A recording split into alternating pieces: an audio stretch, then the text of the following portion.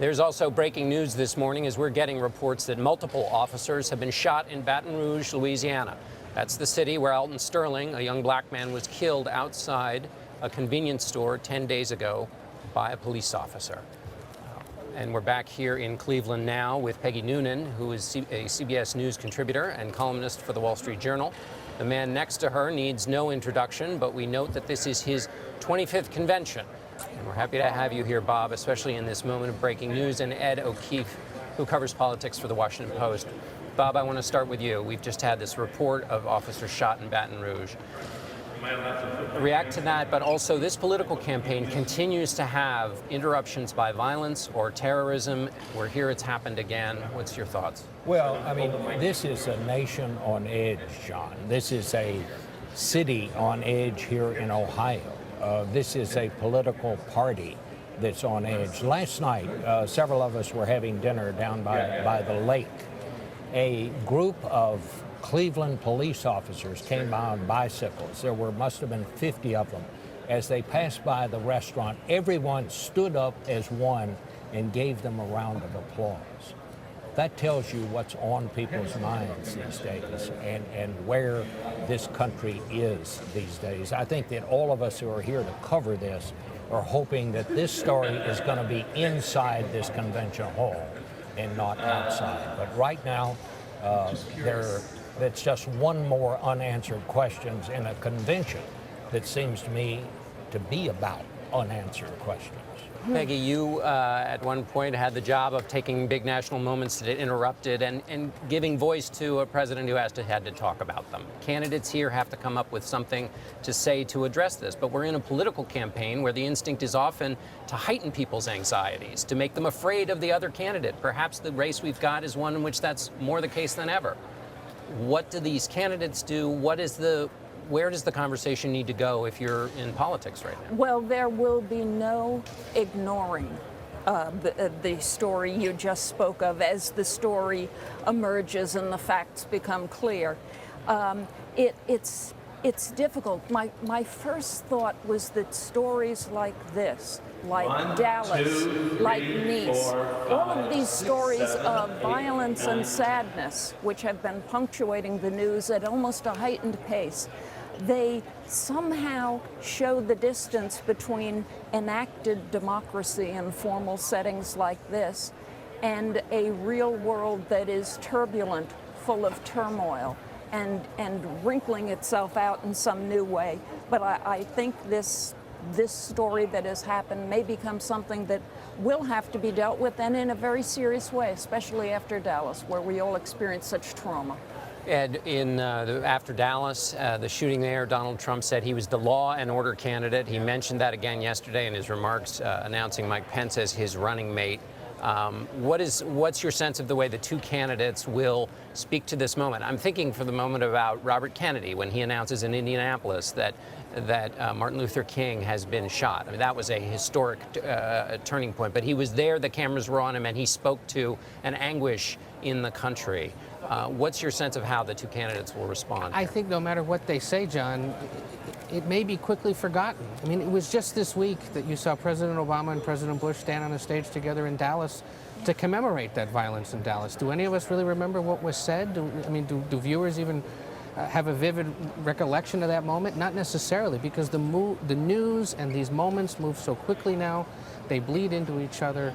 And it's very difficult to really have profound political moments. I've been struck, think about it. Friday night, a nearly deposed president goes on FaceTime to tell people to take to the streets. A few weeks ago, a woman live streamed the shooting of her boyfriend on Facebook, and that brought people to the streets. We're in this hall, which will be broadcast in all sorts of ways. And the format of this hasn't changed in a world that's changing so rapidly. And I just wonder if American political infrastructure is really rising to the moment and able to really resonate. Well, one would hope that the words of the Dallas mayor, Mike Rollins, who said words matter, one would hope that would be the guiding philosophy of this convention. But the other part, John, is it's not going to take one news conference, it's not going to take one prayer service, it's not going to take one political convention to solve the problems that this country is immersed in at this point. If that's all it took, we would have solved it, because what was the President Obama went to his 11th memorial service when he was down there in Dallas. Yeah. This is not about just making up some rules and say, well, okay, everything's fine now. It's going to go on for a while.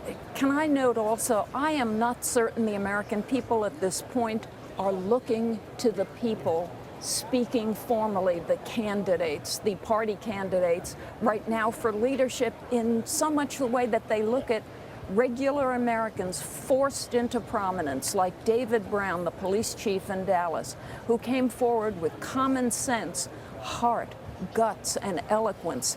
It's funny, but the American people aren't looking to them right now. They're looking to the American people dealing with the trauma every day of what's happening in our country. But should they be looking to their leaders, or are you saying they're not looking at them because they've cast them off? They've been ineffective? I think something like that is happening. Look, I think this entire convention is, as Matt Schlapp said, in a way, a rebuke of Washington. I don't sense people are looking to Washington for moral and eloquent and meaningful leadership at these times anymore as much as they used to. And I suppose that would be another show why, but it is my sense of things. If we have a story breaking this morning, I don't think anybody's going to say, what did Mrs. Clinton say? Yeah. What did Trump say? But they're going to talk about what some other people said. And tomorrow night, the opening night of this is going to be all about Secretary Clinton and Benghazi. Like that is the main focus of it. It's not going to be about why to vote for Donald Trump. It's going to be about why not to vote for Hillary Clinton. It comes at a time, we have post-ABC polling out this morning that shows that the two of them remain the most deeply unpopular presidential nominees in modern polling and probably American history. There's just no appetite for either of them. It's becoming an election about voting against the other person. No reason to believe they would tune in this week for John, answers. what has happened here? I mean, we talk a lot about our roads and bridges collapsing and crumbling. But our political infrastructure, I think, is in worse shape right now than the roads and bridges in this country. People have lost confidence. They see the Congress come and go. They vote for one person or another. Nothing happens. We see people get up and run for president, and they denounce one candidate or another, and then suddenly they get on the ticket, perhaps, or they're trying to get on the ticket, and the nominee is a great guy. People have come to the conclusion that politicians will say and do anything, and they don't see it making much difference. I mean, the purpose of government is to improve the lives of our citizens, not to entertain us. And I think many people think that it's not doing that anymore. And that's why we are where we are. And so, Peggy, given what Bob said and what you've said, which is nobody's looking to the platform here for answers, but isn't Donald Trump saying, I have the answers? I am the solution to the broken system that Bob talks about, the system that has people so disappointed and angry, and he's saying, I'm the fix. But you're saying, I am the breakaway from what doesn't work. The question then arises, how will you make it work? What do you have in terms of political experience? We know there is none. But what do you have? What exactly do you want? How will you execute? I suspect there are a number of people who are wondering if he can execute on the things that he has done.